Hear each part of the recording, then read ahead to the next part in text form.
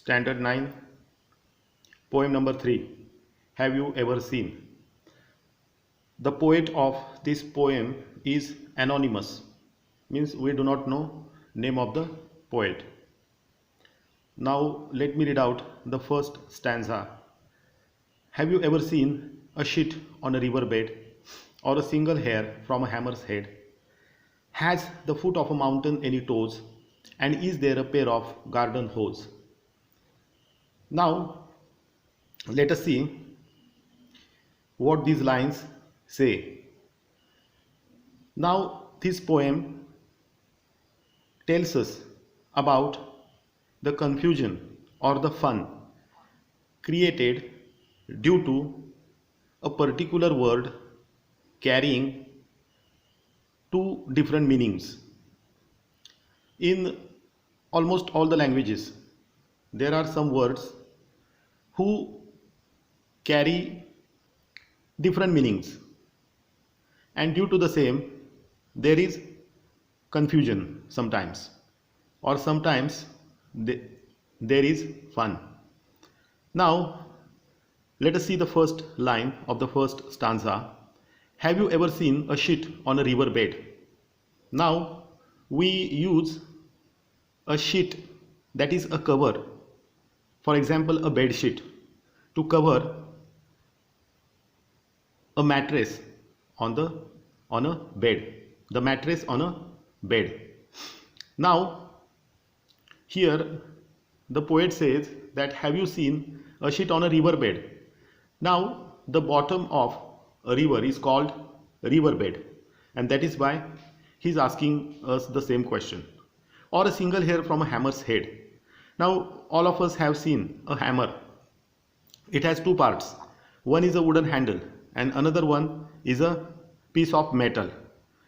One side is flat and the opposite side is called head of a hammer. Now he questions us, the poet questions us, that have you ever seen hair on a hammer's head? Has the foot of a mountain any toes? Now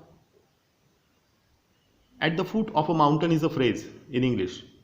For example, we say that so and so village is situated at the foot of so and so mountain. So the poet questions us that if we use this phrase foot of a mountain, has anybody seen its toes? And is there a pair of garden hose?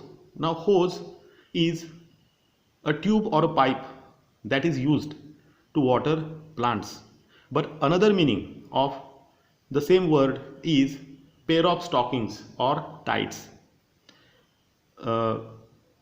Especially we use at night some tight trousers, for example, and trousers or stockings, they come in pair. So he is asking, have you seen a pair of garden hose? Means have you seen a pair of garden pipes? That is what he is questioning us. Now let us see the second stanza. Let us move to the second stanza. Does the needle ever wink its eye? Why doesn't the wing of a building fly? Can you tickle the ribs of a parasol or open the trunk of a tree at all? Does the needle ever wink its eye? A needle has a hole, all of us know, and that hole is used to put the thread through. Now the poet questions us, now that hole is called eye of a needle. Now he is questioning us that have we ever seen a needle winking, means blinking its eye? Why doesn't the wing of a building fly? Now wing has two meanings. A bird has wings, two wings, and means two sides that helps it to fly in the air. Another meaning of wing is, especially in metropolitan cities, in townships, or even in companies also, residential areas, of the companies, there are different wings. Means a particular group of buildings is given, are called after an alphabet. For example, A wing, B wing, C wing, accordingly. Now the poet questions us that have we seen a building flying, the wing of a building flying? Can you tickle the ribs of a parasol? Ribs, we know ribs. We have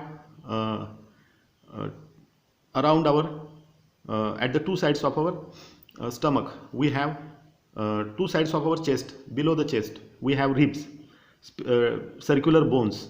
Now he says that have you tickled, the meaning of tickle is to touch a body part in such a way that you make someone laugh. Now have you ever tickled ribs of a parasol? Parasol means umbrella. Now umbrella also has ribs. Ribs means iron bars, you might have seen.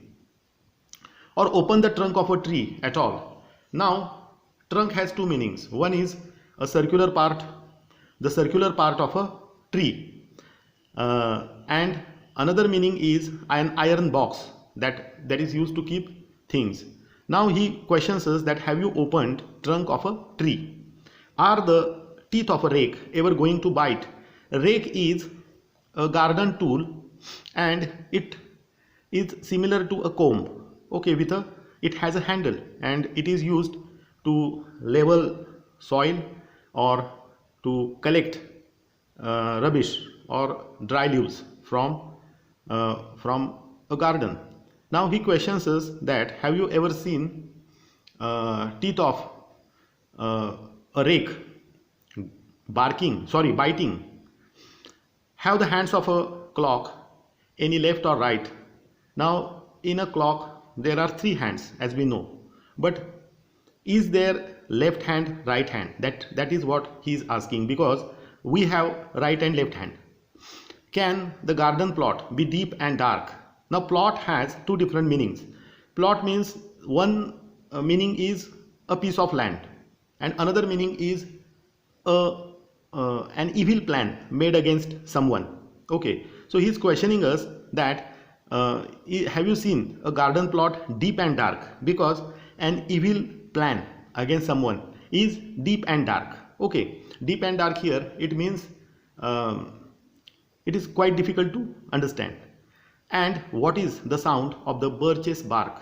Now birch is a tree and it has bark in the sense its external part. Okay, it's we can call it as its covering or rough surface, okay, of a tree, that is called bark.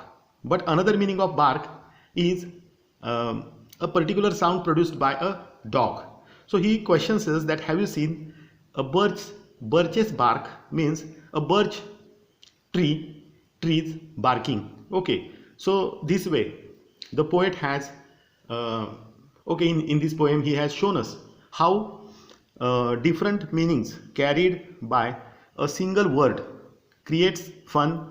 Okay, now please go through the poem, find out difficult words and meanings of difficult words and phrases, as well as solve the exercises given below. Okay, whatever workshop is given, English workshop, as well as write the critical appreciation of the poem also. Thank you very much.